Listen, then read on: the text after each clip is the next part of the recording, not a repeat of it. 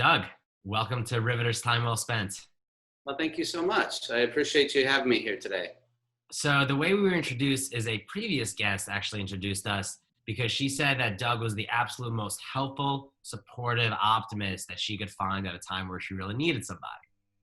So I appreciate that. I'd love to know what your approach is to this period of time. Unemployment is tough, and a lot of people get negative fast. And finding somebody like you is a lifeboat to many people. So where does your positivity come from?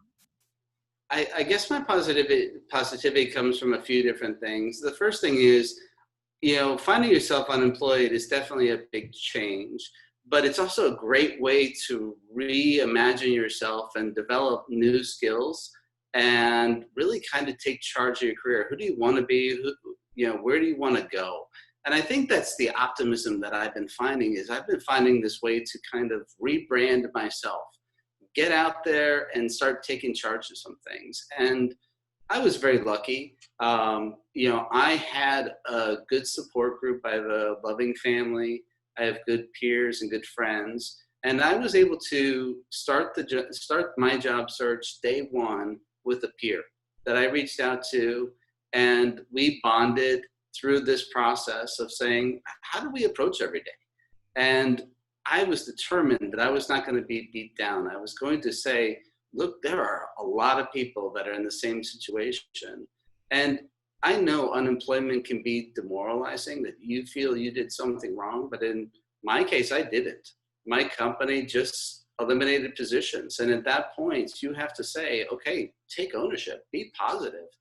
And I think every day you approach it, if you approach it with that optimism that the best is around the corner, you're going to have a great day.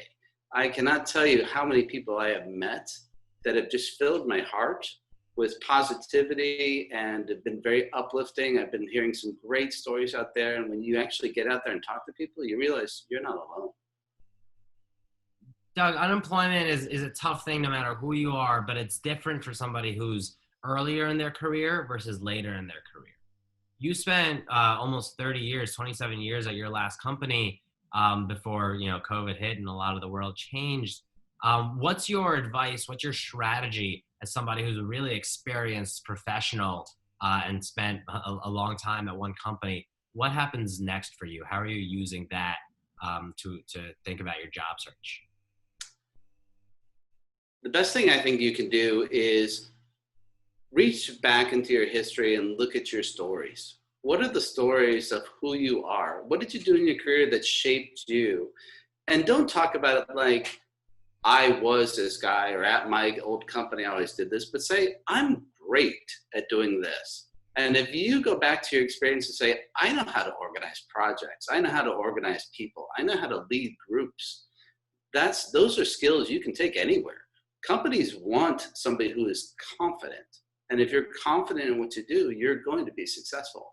If you talk about where you've been, that's not going to help you as much. But optimism and belief in yourself and belief in your abilities are going to move you forward. And I know that veterans, people that have been in companies for a long time like myself, we were used to things a certain way in our company, but it's not that way anymore. That's it. You now have to look at the future and say, okay, what do I bring to the next company? Because companies want to know what you can do for them. So look at your bag of tricks, pull out something out and say, this is what I can do. Watch me. I love that. Doug, tell me about, you sound like you really reflected over your career and said, this is what I've got to bring to the table. What did that reflection process look like for you? Were you, journaling every morning for a week? Were you calling colleagues and asking them to do an evaluation of you? What are your reflection of your skills, your talent, your bag of tricks? What did that look like?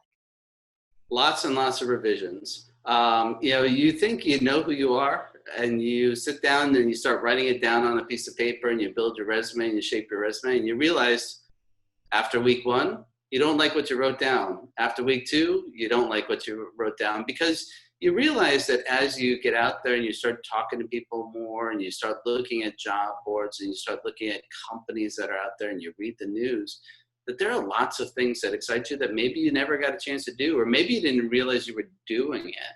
So I had to really look at everything I was doing and say, gosh, you know what? I really did enjoy that part of my career. And when I enjoyed that part of my career, I didn't spend enough time on it. So now I have to kind of go back and say, okay, how do I shape myself and get myself better? And a good example is um, I realized I'm really good at efficient processes. So I decided, okay, I'm going to go out and I'm going to start educating myself on how to be a really efficient person and be certified in it. And I started working on a Six Sigma certification. And so I think a lot of ways is, when you try to discover who you are, don't leave anything out, even the smallest things. Just start writing it down and don't assume it's the final draft. Go back and keep investigating. I love that. So you've spent time on education. It sounds like you're taking classes, and did you set a sort of goal for yourself, or are you just taking classes and continuing to educate yourself periodically? Well, so I think it's important to actually have some professional development and some personal development in your job search. And so for myself, my professional development was going to be my Six Sigma certification. I set a goal. And I started it in March. And I said, okay, by September, I'm going to get my Six Sigma certification. So I'll be testing in the next couple of weeks here to get my green belt certification in Six Sigma. I think it's important to have a goal, especially when you're unemployed. It helps motivate you and it helps keep you structured. And well, at least for me, and that was what was important. And what about, you said personal development as well. What does that look like for you? Because I think that's one of the best and softer but more important parts of unemployment, because it gives you a chance to do that. What does personal development look like for you?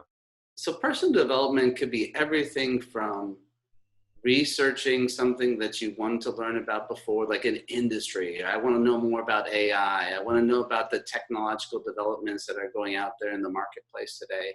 It could be emotional well-being. Like I want to know how to deal with some of my emotions that I'm having through this process. I'm depressed at this point. I'm uplifted at this point. What's going on with me? And it's, we would say it's working on your EQ score, right? Going out there and saying, what is your emotional intelligence here? But I would also say from a personal development standpoint, it's really, finding what gives you happiness. So you look at wellness and you say, okay, was it going and doing yoga? Is it going and riding a bike? Is it going out and spending time with my family? These things are really crucial. And in the job, when you're in your job, you're very focused on the job. You're not always focused on yourself. And when you're on the job hunt, you might also be focused on trying to get that next job. It's important to have something every day that's giving you some personal happiness. And so I think from that side, mine is spending time with my family. It's investigating new trends out there. But everybody needs to find out what their wellness is and what helps them feel better. Yeah. Tell me about how you spend a typical day. What does a day look like for you, start to finish, Doug? So I'm a very structured person. So I actually do have a very structured day. I start at 8:00. And that was important for me. I wanted some normalization. And so I spend a good portion of my day networking. I spend a good portion of my day working on LinkedIn and job boards. And then I do personal development and professional development. And I look at it as chunks and build it into 2-hour time slots or 1-hour time slots. And I think it's important to have those things varied up throughout your day, because if you spend your full day looking at a job board, you're going to get upset. If you spend your full day working on a resume, you're not going to feel fulfilled. You're going to, having that mixture helps me break up my days so I can feel like I'm achieving things, especially as we were talking about in the personal development. I want to learn. I like to learn, and I like to learn what's going on around me. And I want to be able to take some time in doing that. And if I actually structure it into my day, I'm allowing myself that opportunity to really develop versus worrying about how many applications I got out today. Tell me about the networking aspect of your day, Doug. Where are you finding people? What are your conversations like? What are you spending your time on when it comes to networking? Networking has become my most favorite part of my day. It is really great. Having conversations like this and learning about people has really uplifted me. I started with networking groups. I'm very lucky. I'm in the Dallas market, and Dallas has a very strong networking group, networking presence. And I started by reaching out to the members of the groups and saying, do you mind if we have a brief chat? I'd like to get to know who you are.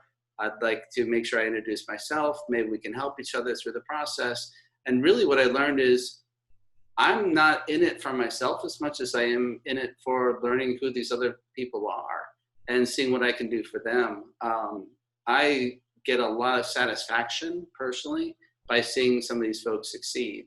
And some of these relationships have continued. I've had many conversations with them instead of one. And then I expanded this into a national campaign for myself. And I started joining some national networking groups, and I started reaching out to different folks. So I've been making contacts. In fact, yesterday had conversations with somebody in Detroit, somebody in New Jersey, and somebody in Atlanta. And what you find is that these folks they have great stories to tell. And, in the end, they may help me, they may not. I may help them, we may not, but we've made a friendship that maybe, we can nurture throughout the years. And when you go into these, are you coming in, how are you structuring the conversation of networking? Are you going in with a goal? Are you going in and saying, hey, I'm Doug, now you tell me about yourself? What do those conversations look like? I think initially I probably started that way. I've gotten much more comfortable with them at this point. And so I'm very unstructured. And, I start, you make an assessment with somebody in the first few minutes. And you start realizing, are we going to have a more structured conversation, or is this going to be a casual conversation?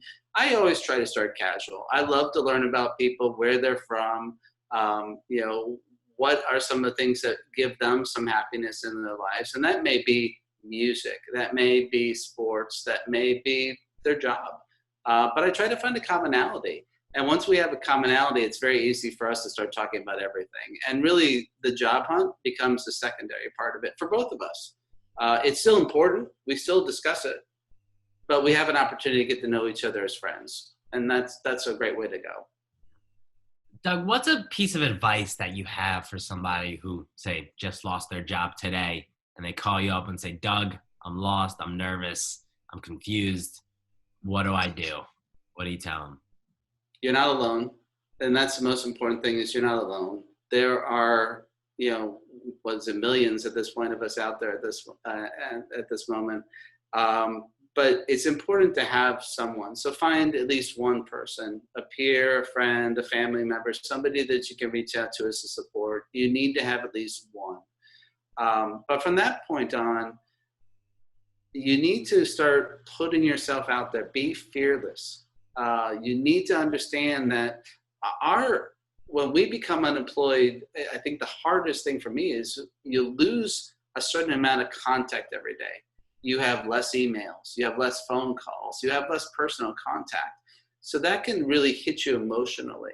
So you need to find a way to bring that back up. If you're fearless, you're going to go out and you're going to attend webinars, you're going to attend networking events. And if you put yourself out there, you're going to get more of the contact that's going to make you feel good. And it's also important to understand none of us do this the same way. My approach is going to be different from the next person, and that's okay too. You need to find what works for you. If what works for you is having an unstructured schedule, then have an unstructured schedule.